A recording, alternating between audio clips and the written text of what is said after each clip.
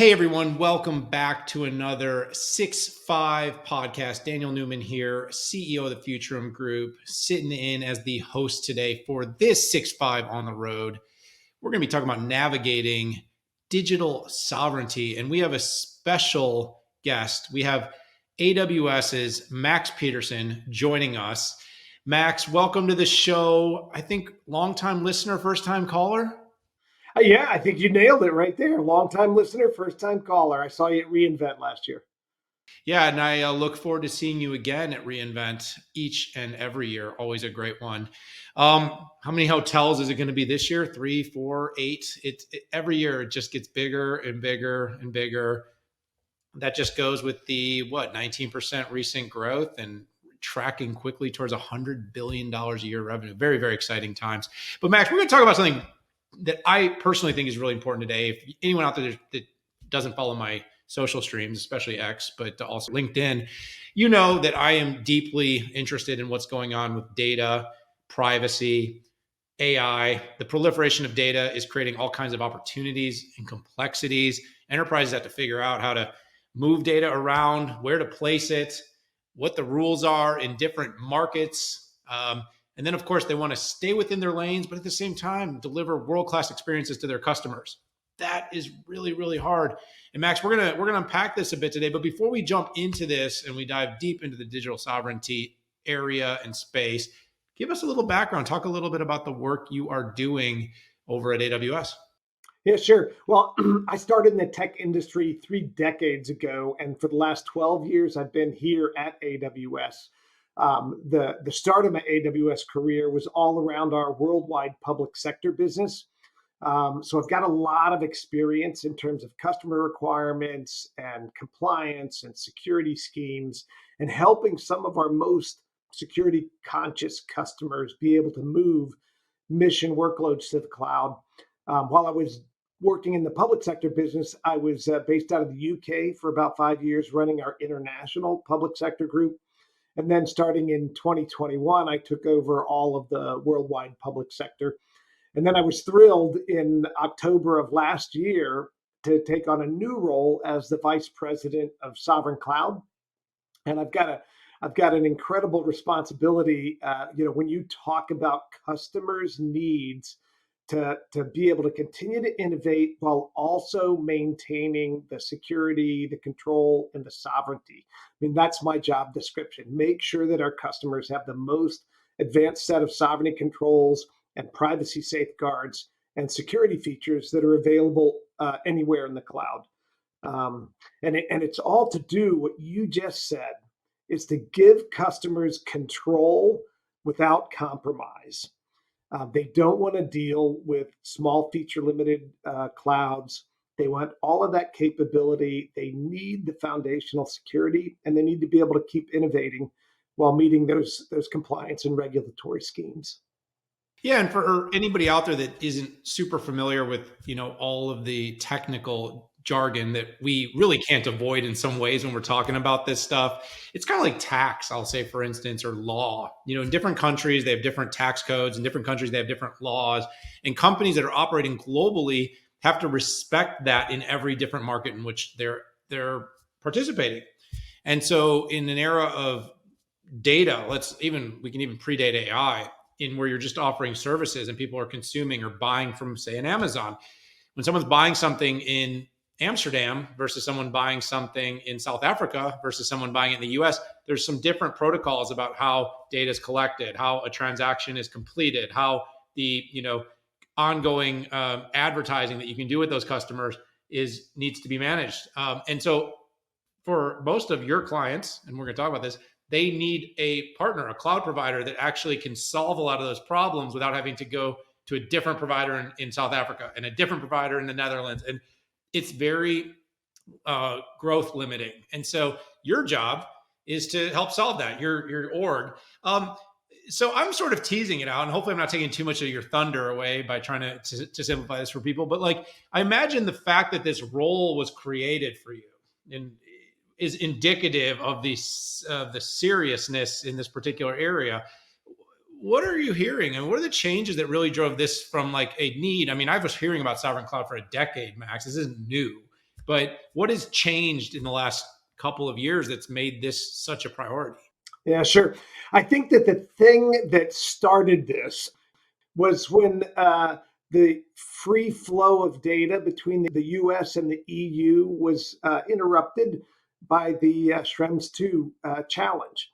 And all of a sudden, that was really the thing that started people thinking about digital sovereignty. It was quickly followed by Russia's invasion of Ukraine.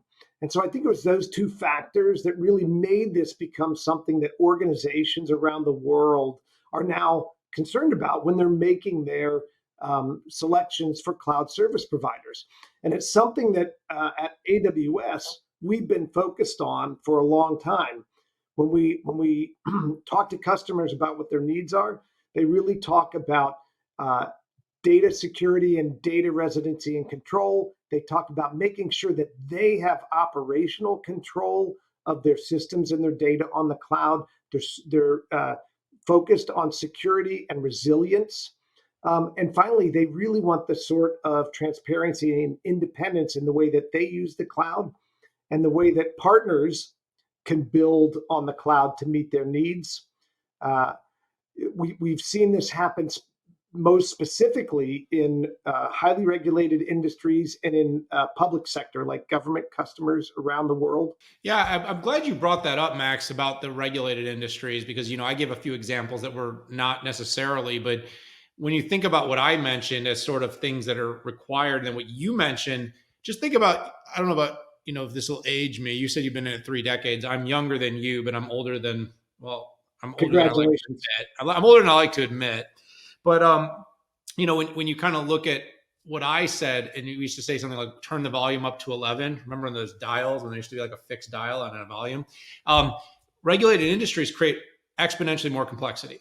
So in areas like healthcare, in areas like financial services, when you're actually talking about transaction data, or when you're looking at things like HIPAA, and by the way, there's a version of HIPAA in every country in the world, it gets really, really hard. So, let's, dig a little deeper into the customer lens. Like, what are the requirements? I kind of heard you say something along the lines of they want to kind of one throat to choke, if I'm oversimplifying it. But like, what are you hearing, and what are the things that you're doing to sort of make AWS the only stop they need? We can debate multi-cloud later. The only stop they need to get all the digital sovereignty or all the sovereign cloud requirements that they're looking for. Yeah, certainly the first stop that'll make it easiest for them. Well, you hit the nail on the head, right?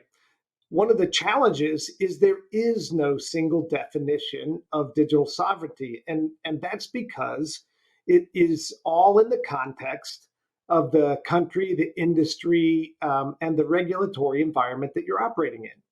And so that's why I say we've talked to regulators for over 2 decades in all of those industries you mentioned. So we're very well accustomed to meeting customer specific compliance needs. And so when the conversation about digital sovereignty started picking up steam, we started having a lot of conversations with customers and partners and regulators. And this is where we did distill the key themes that customers are concerned about, into a handful of items that we can address for them. And frankly, meet the compliance requirements while we reduce the burden of doing that so they can focus on the business, the customer, and innovation. And here's what it comes down to. One of the very first things that people want to make sure that they've got ironclad control over is their data. They want to make sure they get absolute control over data location, that they have implemented the proper controls for data security, and that they know and they can validate where their data is stored and if it's transferred at any time. So that whole discipline around data is super important. And this is where AWS shines. We were the first cloud service provider to be able to provide customers with that level of visibility in any of our regions, anywhere around the world.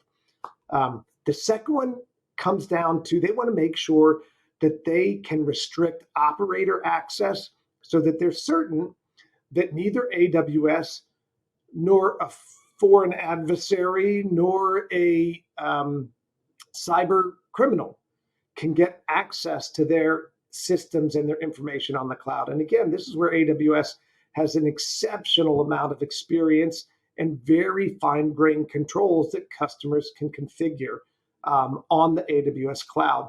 And as we mentioned, for customers that are running vital systems like healthcare systems, or governments that are running mission systems like tax or borders, it's absolutely essential that not only do they have resilience, so the cloud's designed, for highly resilient, highly available operations, but they really now need survivability.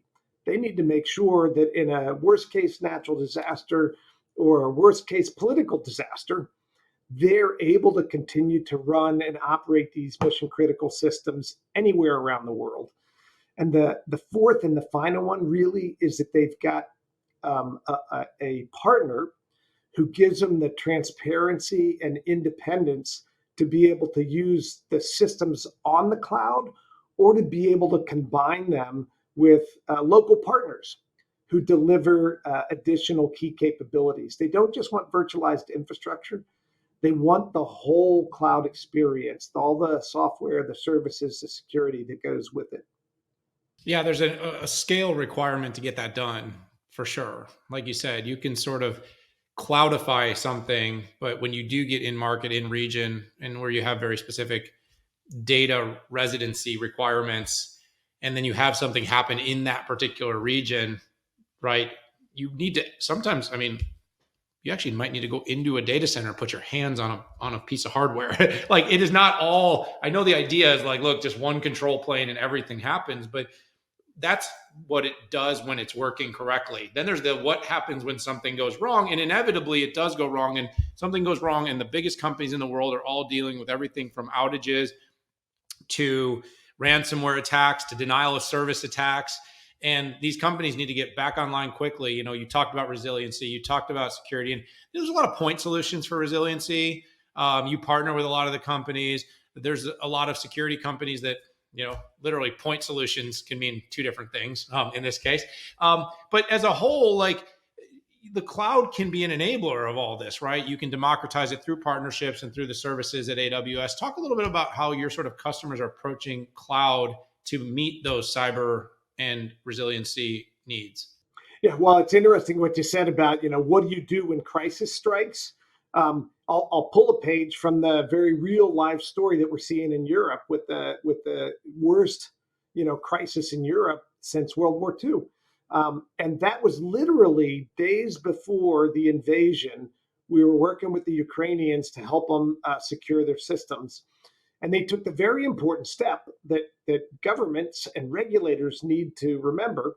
And that's that they gave themselves the authority to use the cloud and store their data wherever it was necessary. So a lot of customers shackle themselves to, just inside of country boundaries. That would have been a mistake here. And so what we did was we sent in AWS Edge infrastructure devices, these things called snowballs, to the Ukrainians, who were able to get all of their systems, 60 petabytes of data. In fact, even commercial industry systems like Privet Bank migrated all of this to AWS in days so that they could have that survivability and continue to serve the needs of citizens and the commercial services. And so edge infrastructure plays an important role in this overall discussion about digital sovereignty. Another example of how we give customers options that meet their specific needs, we announced this in August of 2023. It's called AWS Dedicated Local Zones. We've got customers, with significant parts of their digital estate running on the AWS cloud, and sometimes they're blocked by these compliance or regulatory schemes.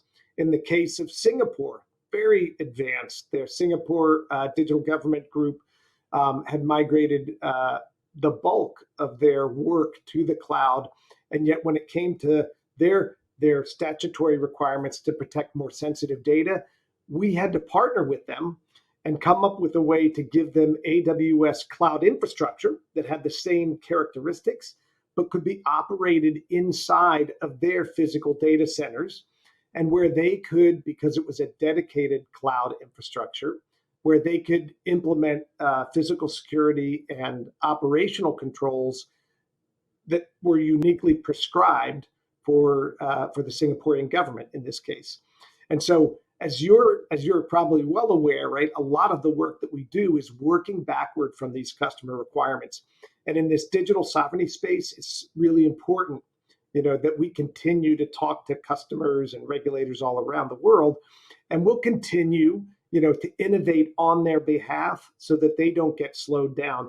Yeah, I like how you sort of broke that apart. And I heard you say something, you do a lot by sort of looking and working backwards from the customer need.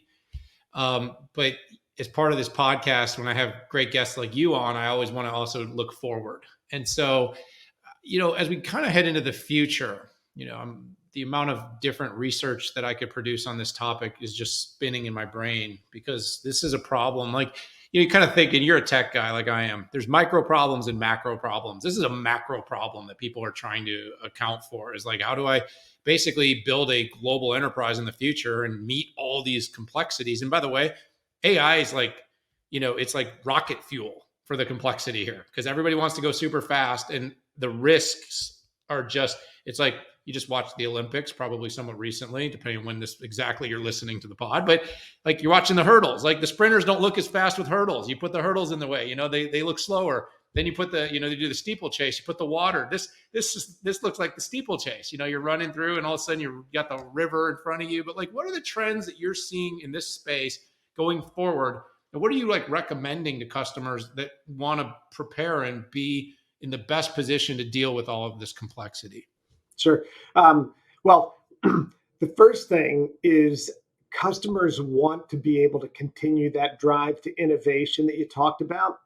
And so they need to do it in a manner that meets the various regulatory and compliance schemes. But what they need to do is they need to sit down and really consider what those data classification requirements are. Some organizations make the mistake of overclassifying everything they're doing, and so they push themselves into a very small envelope. We don't believe that's the right solution. We think customers should be able to have all of the control that they need that we talked about earlier, and be able to do it in a scalable fashion across a range of cloud infrastructure. So using the standard AWS commercial regions around the world, which provide the highest level of availability and security, right? There's more than 33 current cloud regions. There's more than 7 additional cloud regions announced. So this gives the customers who use those digital sovereignty controls and our sovereign by design approach all the power they need, including for AI. I think the second trend that we're seeing that customers want to be able to have this verifiable control, right? And so they want the providers to be able to show them and get third parties to attest to the features that we're talking about. One really important one is the AWS Nitro system. Yep. And so Nitro, we started working on that a decade ago. Yep. It now powers all of our modern EC2 instances. And what it does is it provides an exceptionally strong physical and logical security boundary. And in fact, we back up that architecture by having a third party evaluated, an independent third party called the NCC group. Yep. That gives the customer a third party validation of the tech. And then the other thing that we did is we backed that up by then incorporating it into our AWS customer agreements, our contract agreement with customers, where we say that AWS has no means to read, copy, extract, or modify or otherwise access any of the data on these EC2 instances. And we've gone further than that in the area of encryption. So customers that are serious about protecting their data and are serious about achieving some of the digital sovereignty requirements around the world are going to use encryption everywhere. And so AWS makes it easy for them to have choices. The AWS KMS system generates and manages all that complexity and does it, on AWS on their behalf. For those customers who have a data requirement for a different boundary, they can use AWS Cloud HSM. That gives them a hardware security module that only they get access to, so they can generate and store and manage their keys. And that's good for a different set of customers and different set of compliance. But some customers want to be able to take encryption out of the hands of AWS, and they want a third party or themselves, they want to manage those keys externally, Yep.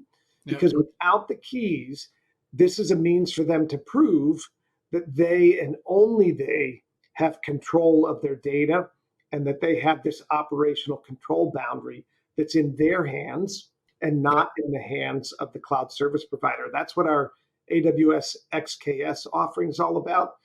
And the other benefit to that is it builds capability in our partner ecosystem. And so we had a number of partners who are now building sovereign managed service capabilities on top of AWS for the benefit of different national markets, or different vertical markets, or different compliance schemes. Companies like Thales or Deutsche Telekom, a number of other ones. So, Max, speaking of sovereign clouds, AWS just announced a pretty substantial effort across the EU. Tell us a little bit about the EU sovereign cloud, or what AWS is doing there. That's super interesting. In fact, AWS announced that we're going to make a 7.8 billion euro investment, generating some 2,800 jobs, to build the first region of the European sovereign cloud in Brandenburg, Germany. It's a new and fully independent region that has its own identity and access management, its own billing systems, its own control systems. Also, that it delivers a level of operational independence that our government customers and highly regulated customers in Europe need. And this is a full scale independent AWS region. So customers will get 100 plus services, including, importantly, AI services like SageMaker and Bedrock and Amazon Q, all in the European sovereign cloud, all with the additional protections that some customers look for when they talk about digital sovereignty. Yeah, I have a feeling that's going to be a really big topic, because the complexities in Europe tend to be substantial, if not exponential, compared to other regions. And often, while US might be known for driving the front end of innovation, EU tends to be driving the speedy end of regulation. And this is going to be an area for us to watch closely. And we've got to figure out how to help customers, meet both of those needs. And that's what we're squarely focused on. All right. So this is the speed round, Max. The crystal ball. You gave me the outlook, the recommendations, but I'm gonna double click here. I still want the trends. What are the big ones? Give me two, three, four. What are the big trends in digital sovereignty? All right, I'd say quickly these. As you mentioned, the standards around sovereignty are emerging. I'm really hopeful that we get some agreement around what digital sovereignty means, and I'm looking forward to finalizing, for example, the EU cybersecurity scheme, or EUCS. That would be one. The second one is, we've touched on generative AI and AI in general. I think this space is going to get a lot of attention as customers make sure that they really understand how they maintain control and security when they're talking about training large language models to operate on potentially sensitive systems, systems that are a matter of national government, or systems that are a matter of highly regulated industries like healthcare. And I think the third one is a little bit about back to the future. And that's where customers are discovering again that security is really the foundational element there. And AWS has been a leader in securing the cloud, now for nearly 2 decades. And you'll see that we're now using different types of advanced AI security tools, like Mithra we talked about, to be able to help detect and counter the cyber threats that are out there for customers. So I think those are three things that you're going to continue to see a lot of activity around, and certainly that we'll be focused on for our customers and our partners. Outstanding. I was an early kind of, I put a bunch of thought leadership out there about what you were doing with enclaves or very early on. And I thought it was very forward thinking about sort of how to deal with that sort of data um, encryption as it relates to who touches and who manages, and And making sure that the confidential difference. computing.